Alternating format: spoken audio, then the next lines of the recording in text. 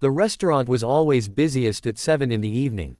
By then, the tables were full, the kitchen was loud, and waiters rushed between customers carrying steaming plates. But Dorcas hated 7 o'clock. Not because she was tired. Not because the work was difficult. She hated it because that was when people had enough time to notice her face. A deep scar ran from the left side of her cheek toward her jaw. She had carried it since she was 8 years old, when a cooking accident changed her life forever. That day, everyone had survived. Except the little girl she used to be. After the accident, Dorcas learned something painful. People didn't always ask what happened. They simply stared. Some looked away. Some whispered. And some smiled cruelly. Still, Dorcas grew up believing that a person's heart mattered more than their appearance. So every morning, she tied her apron, looked at herself in the mirror, and whispered, "Today, I will be stronger than yesterday." She worked as a waitress because she needed money to support her sick mother and her younger brother. The job wasn't glamorous. Sometimes customers shouted. Sometimes they left no tip. Sometimes they treated her as if she were invisible. But Dorcas kept smiling. Until one Thursday evening, 3 wealthy-looking customers walked into the restaurant. They were laughing loudly and talking about expensive cars and vacations. Dorcas approached their table. "Good evening. Welcome. May I take your order?" One of the women looked up. Her smile disappeared. She stared at Dorcas's face. Then she leaned toward her friend and whispered something. They both laughed. Dorcas pretended not to hear. "Would you like some time to decide?" The woman looked directly at her scar. "Actually," she said, "I think I'd rather have another waitress." Dorcas froze. "I'm sorry." The woman pointed at her face. "Your appearance is disturbing. We're trying to enjoy our dinner." The table erupted in laughter. Dorcas felt something inside her crack. She had heard cruel words before.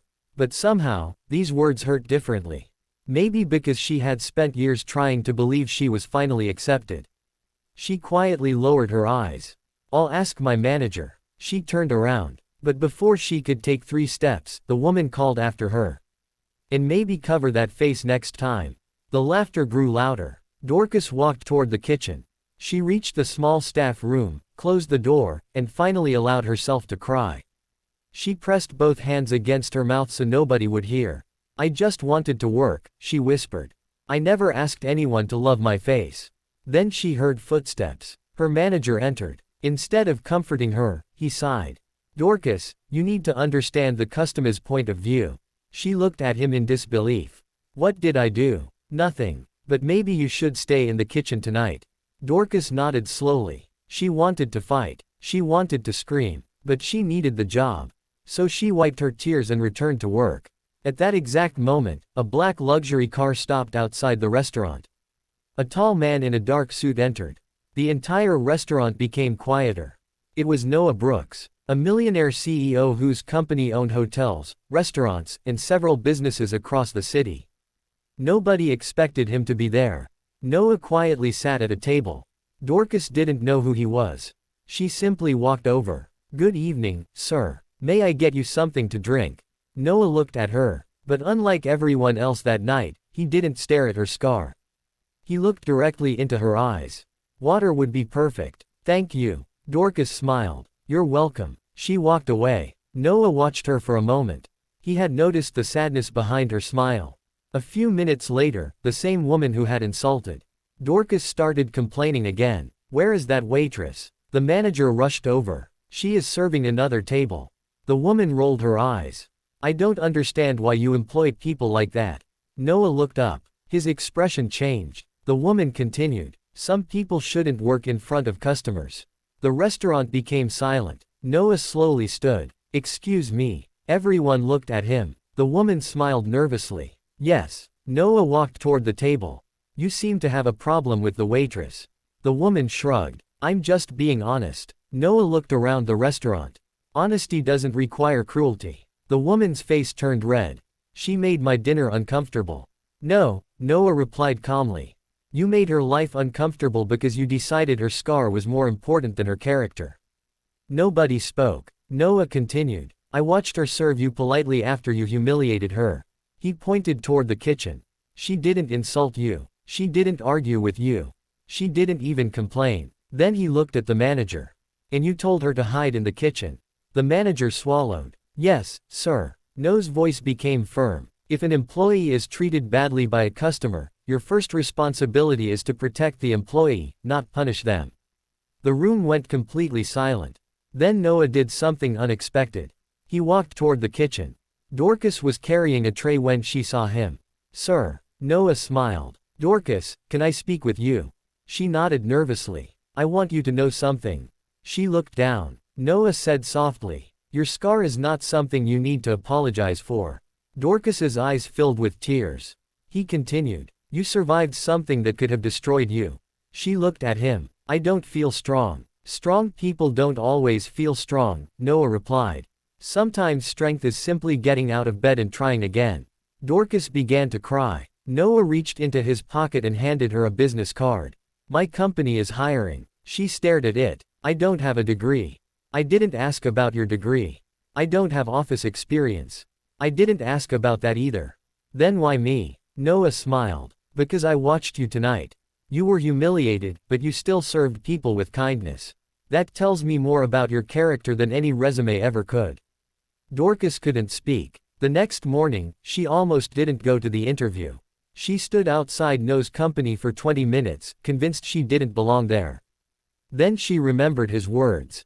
She walked inside. 3 months later, Dorcas was working in customer relations. 6 months later, she was training new employees. And 1 year later, Noah asked her to lead a new company program designed to help people who had been rejected from jobs because of their appearance. Dorcas called it the Second Chance Project. It helped hundreds of people find work.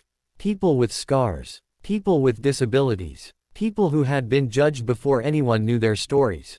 One afternoon, Dorcas stood in front of a room full of employees. She touched the scar on her cheek. Years ago, she had tried to hide it. Now she spoke about it proudly. This scar used to remind me of the worst day of my life. She paused. Today, it reminds me that I survived. The room became quiet. Dorcas smiled. And if someone ever makes you feel worthless because of something you cannot change, remember this. You don't have to become smaller to make cruel people comfortable. Everyone stood and applauded. At the back of the room, Noah watched quietly. Dorcas looked toward him. Their eyes met. She smiled. Noah smiled back. He hadn't saved her because she was beautiful. He hadn't helped her because he felt sorry for her. He helped her because he saw something others had ignored. A human being. A woman with courage. A daughter who wanted to care for her family. A survivor who deserved another chance. Years later, Dorcas returned to that same restaurant. The same walls. The same tables. But she was no longer wearing a waitress uniform. She was wearing an elegant suit. The manager recognized her immediately. Dorcas. She smiled. Yes. He looked embarrassed. I heard about everything you've accomplished. Dorcas nodded. He lowered his eyes. I was wrong about you. She could have reminded him of every cruel thing he had said. She could have made him feel the pain she once felt. Instead, she simply said, I hope you treat the next person better. Then she walked away. Outside, she looked at her reflection in the restaurant window. The scar was still there. It had never disappeared, but something else had changed. She no longer saw a damaged woman. She saw a survivor. And she finally understood something she wished she had learned years earlier. Sometimes the people who judge your scars are the very people who need to learn from your strength. And sometimes, one person's kindness can become the turning point in another person's entire life. So never be the person who makes someone feel ashamed of what they survived. Be the person who reminds them that surviving was already an act of courage.